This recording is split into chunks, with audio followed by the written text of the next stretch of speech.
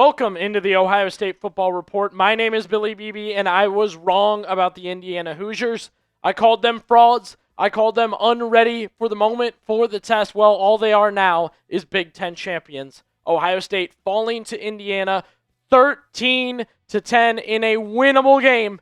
A game they gave away, a game they blew. The Big Ten title has came and gone now. Ohio State has lost. They now look forward to the college football playoff and where they kind of stand there. Indiana took care of business tonight, made all the right plays. The Buckeyes didn't. And again, the Hoosiers now have my respect. We're going to break down all the takeaways from this one in this instant reaction. But first, do want to encourage you guys. If you believe that this season is not over, that the Buckeyes can still rise up and get this thing done, recover from what has happened to them, let us know by liking this video. That is the key. Hit that thumbs up button. That will tell me that somebody like you still believes in Ohio State to win it all this season. And you see all those likes, you know there are plenty of Buckeye fans still in it with you. So hit that thumbs up button if you believe Ohio State's still winning it all.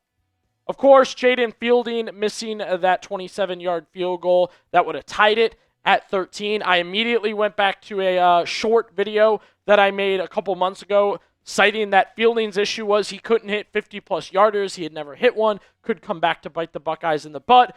Here we are. Wasn't even close to 50 yards, and Fielding couldn't get it done. It is kind of wild how close this game resembles the Michigan game last year, right? Fielding missing kicks, 13-10 score. Just a winnable game gone from the Buckeyes. Really, really ugly stuff. With Fielding, you have a backup transfer kicker in Jackson Corvell who has hit 50-plus yarders. At this point with Fielding, what's the deal here, dude?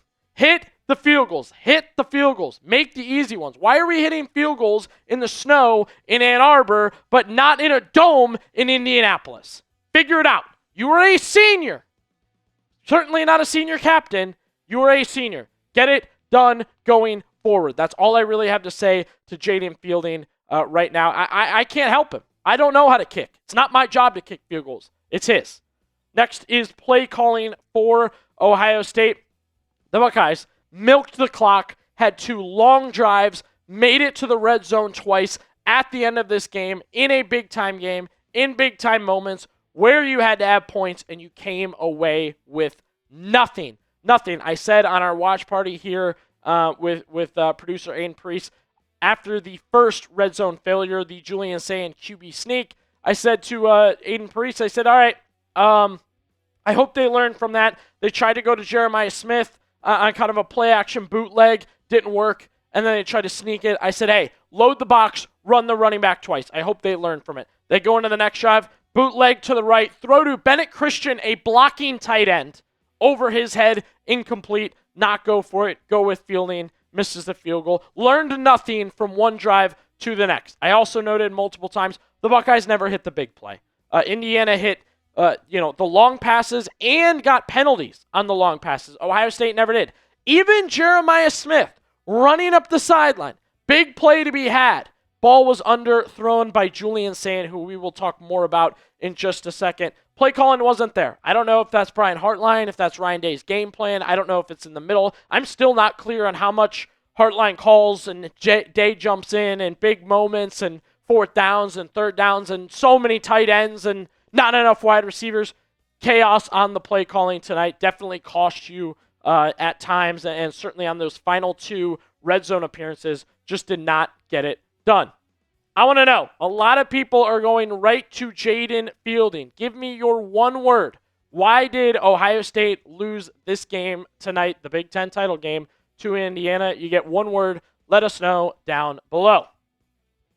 Speaking of Sayin, talking a little bit about Julian Sayin. Look, I also, not that I can get into it too much, I thought the offensive line was really bad. I thought Sayin was under pressure all night long. The question is, did he deal with it well? Was this his worst game? Did he just not look right? That's how I felt. I kept thinking to myself, I think Julian Sayin doesn't look good. He looks uncomfortable. Not making the right reads. He's taking sacks plenty of time and yet not finding his receivers. I have to ask, was this Julian Sayin's worst game? Because, look, I really got the vibe that it was. I wasn't confident in a lot of what he was doing. He was making me nervous on these drives.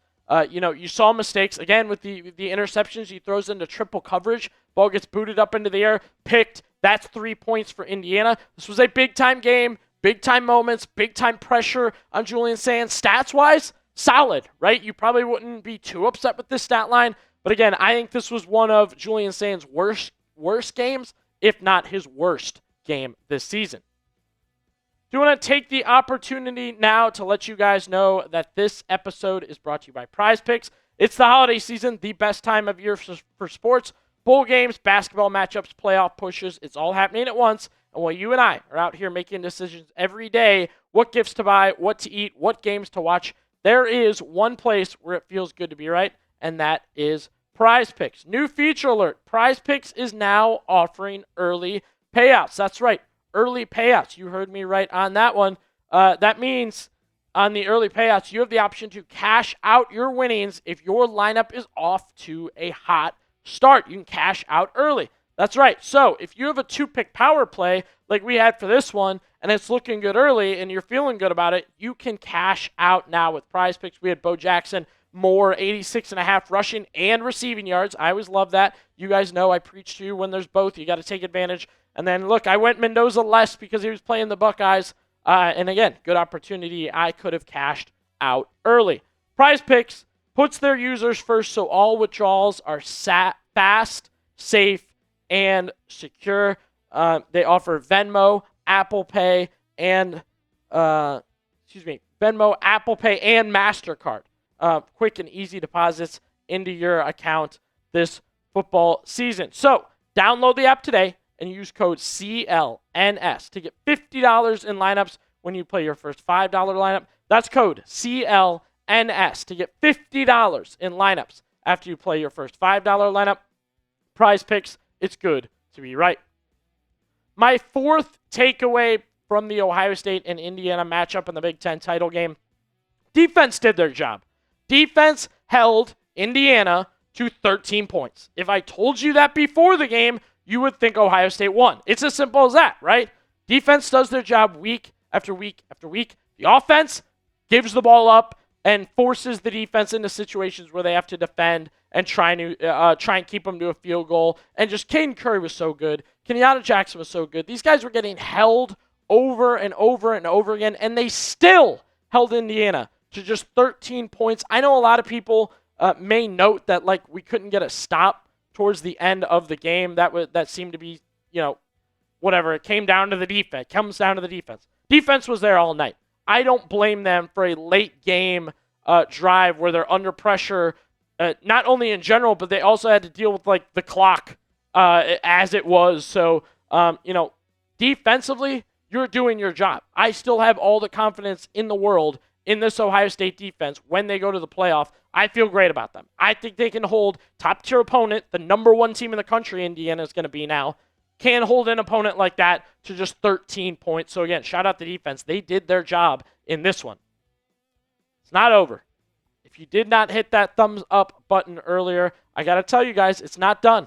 We will have college football playoff games and watch parties for them here on the Ohio State Football Report. We really want you guys to get out there and be a part of them. So make sure you hit that sub button. We're actually almost at 21,000 subscribers. So hit that sub button right now. What now? That is the big question going forward for the Buckeyes. The college football playoff will get set tomorrow. New seedings, new rankings. Make sure you're plugged in with us here at Chat Sports and the Ohio State Football Report. Both will have that option for you guys to mull over all the information. Tom Downey's going to be breaking all that down for you guys. Ohio State probably should still be a 1 seed, a top 4 team, probably 3. And I think we'll see how it shakes out. But there's a scenario where they actually draw worse teams from that 3 seed and have an easier path to getting into the national title game. Maybe they rematch with Indiana. There are a lot of questions about what to go forward with for Ohio State. I didn't love what I saw out there tonight. It wasn't good enough for the Buckeyes. They played better at times. They absolutely should have played better tonight. They should have won that game tonight. They have things to figure out. I don't know if it's just a gigantic amount of changes they need to make. My endgame thought was, you say to yourself, we should have won that game. I wish we had this moment, and this moment back. Well, The good news is there is literally a chance you are going to get those moments back in the college football playoff. You may play Indiana or a team like Indiana again in the same situations. When it comes that time, you need to figure it out and get it done.